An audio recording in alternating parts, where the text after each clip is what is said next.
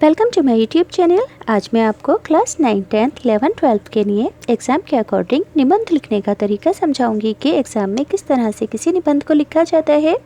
तो चैनल की प्लेलिस्ट में आपको सभी औपचारिक, अनौपचारिक पत्र और सभी तरह के निबंध मिल जाएंगे। ये आप निबंध की तरह भी लिख सकते हो, अपने असाइनमेंट और प्रोजेक्ट में भी इसका प्रयोग कर सकते हो।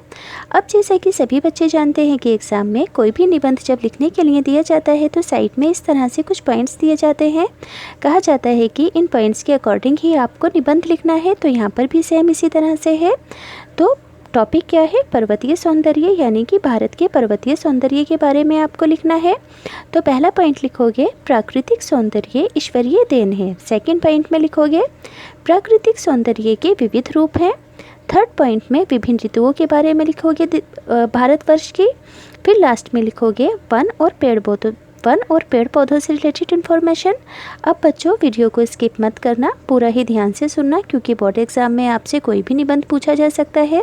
तो इसके अंदर बहुत सारी इंपॉर्टेंट इन्फॉर्मेशन है जो कि आप निबंध लिखते टाइम एग्ज़ाम में लिखनी ज़रूरी होगी। सिर्फ आम बोलचाल की भाषा के शब्दों का तो इस्तेमाल नहीं कर सकते हो आप। तो इन सभी इंपॉर्टेंट इन्फॉर्मेशन को भी आपको इस एस्से में लिखना होगा। तो पूरा ही ध्यान से सुन लो ताकि आपके जहन में अच्छे से बैठ जाए।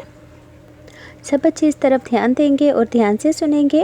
प्राकृतिक सौंदर्य उस महान शिल्पी, महाकलाकार ईश्वर की रचना है, यानी कि कुदरत को किसने बनाया है, प्रकृति को किसने बनाया है, ऊपर वाले ने बनाया है। तो यहाँ पर यही लिखा है हिंदी लैंग्वेज में कि प्राकृतिक सौंदर्य उस महान शिल्पी, महाकलाकार ईश्वर की रचना है। उस महान कलाकार की रचना को देखकर हृदय आनंद से परिपूर्ण हो उठता है। उस महान कलाकार की रचना को देखकर हृदय आनंद से परिपूर्ण हो उठता है, यानी कि खुशी से लहला उठता है दिल। उस कलाकार द्वारा निर्मित प्रकृति नित्य, शाश्वत और चिर सुंदर है, यानी कि ऊपर वाले द्वारा बनाई गई प्रकृति, निर्मित प्रकृति यानी कि बनाई गई प्रकृति, नेचर, कुदरत, वो कैसी है? नित्य है, शाश्वत है और अति सुंदर है। यही प्रकृति जीवन और संसार का मूल आधार है, यानी कि यही कुदरत जीवन और संसार का मूल आधार है।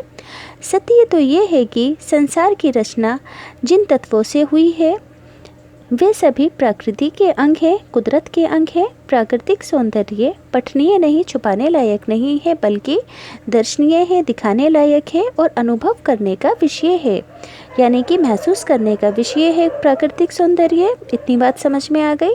हिंदी लैंग्वेज के सभी शब्द लिखेंगे आप, आम बोलचाल की भाषा नहीं लिखोगे, अदरवाइज मार्क्स कट होंगे। तो कौन कौन से हैं यहाँ पर थोड़े डिफ़िकल्ट वर्ड्स, जैसे कि शाश्वत यानी कि सच्चा, चिरसुंदर यानी कि अति सुंदर, नित्य यानी कि हमेशा रहने वाली, संसार कहते हैं दुनिया को, मूल आधार यानी कि बेसिक है,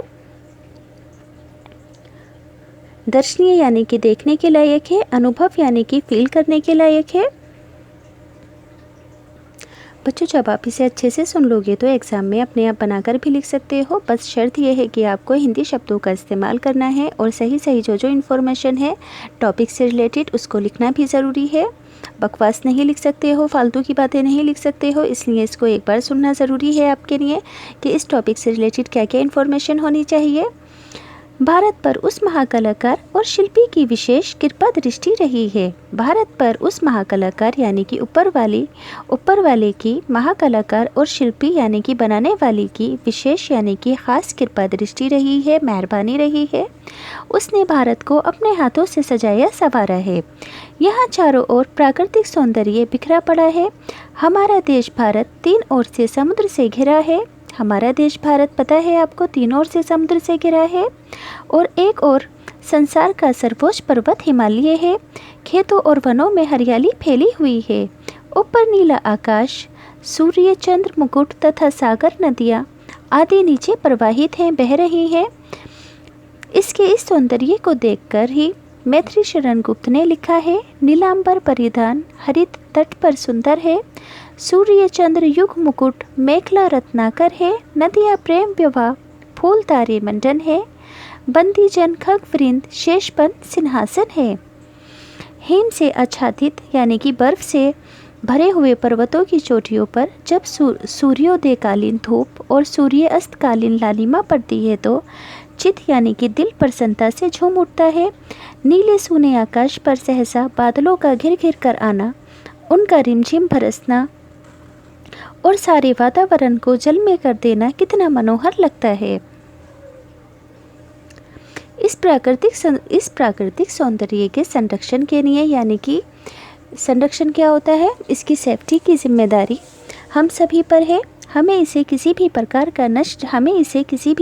नष्ट नहीं होने देना है। वृक्षों के कटान से, यानी कि वृक्षों को काटने से प्राकृतिक सौंदर्य नष्ट होता है। हमें तो अधिक से अधिक वृक्ष लगाने का प्रयास, यानी कि कोशिश करनी चाहिए। भारत के नदी नाले, पर्वत, समुद्र, रेगिस्तान, वन, झीलें, झरने आदि प्राकृतिक सौंदर्य के ही अंग हैं। भारत में प्रकृति का नाना, यानी कि कई प्रकार की ऋतुओं में आना, संसार की वस्तुओं में नित्य नवीन परिवर्तन करना हमारे लिए विविध सुंदर दृश्यों को प्रस्तुत करता है। ये लाइन ज़रूर लिखना। भारत में प्रकृति का कई प्रकार की ऋतुओं में आना, संसार की वस्तुओं में नित्य नवीन परिवर्तन करना हमारे लिए विविध, यानी कि कई प्रकार के सुंदर दृश्यों को प्रस्तुत करता है। भारत में एक के बाद एक 6 ऋतुएं आती हैं और अनेक सुंदर दृश्यों को प्रस्तुत कर अपनी प्रकृति की छटा बिखेरती हैं। वसंत ऋतु में तो रंग बिरंगे पुष्पों, यानी कि फूलों का विकास होता है। कोयल की कूक और सरसों के पीले फूलों का सौंदर्य तो हमें अनायास ही आकर्षित कर मुक्त कर लेता है। वर्षा ऋतु में आकाश में घिरकर आने वाली काली घटनाएं, उसमें चमकती बिजली की चमक, गरजते बादल और शीतल पवन के झोंके अंतरात्मा को शीतल कर देते हैं। चारों ओर मखमली हरियाली फैल जाती है, जिसे देखकर हृदय आनंद से नाच उठता है।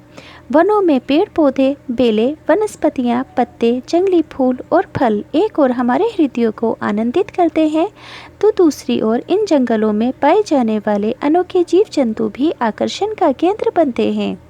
कुलांची भरते हिरणों के झुंड, सिंहों की गर्जना, यानी कि शेरों की गर्जना तथा अन्य जंगली जानवर भी यहाँ के प्राकृतिक सौंदर्य में वृद्धि करते हैं। 4 चांद लगाते हैं प्राकृतिक सौंदर्य में ये सभी जानवर। भारत में प्रकृति ने अनेक पर्वतीय स्थलों पर अपना प्राकृतिक सौंदर्य बिखेरा है। भारत में मसूरी, शिमला, देहरादून, धर्मशाला, दार्जिलिंग, ऊटी, आबू पर्वत और कौशाम्बी आदि पर्वतीय स्थान प्राकृतिक सौंदर्य से भरपूर हैं। इन जगहों के नाम याद कर लेना। देहरादून, धर्मशाला, दार्जिलिंग, ऊटी, आबू पर्वत, कौशाम्बी आदि पर्वतीय स्थान प्राकृतिक सौंदर्य से भरपूर हैं। तो वीडियो को 1-2 बार रिवाइंड कर देख लेना। सारी ही इंपॉर्टेंट इन्फॉर्मेशन है, जनरल नॉलेज से भी रिलेटेड है और आपके एग्ज़ाम से भी रिलेटेड है, ताकि आप इस एस्से को इजीली लिख पाओ। इसलिए मैंने आपको ये पूरा ही पढ़कर बताया है, ताकि आपका टाइम वेस्ट ना हो इधर उधर किताबें देखने में। आप डायरेक्ट ही फ़ोन से इस एस्से की तैयारी कर सको। प्लीज़ चैनल सब्सक्राइब कर देना, वीडियो को लाइक करना।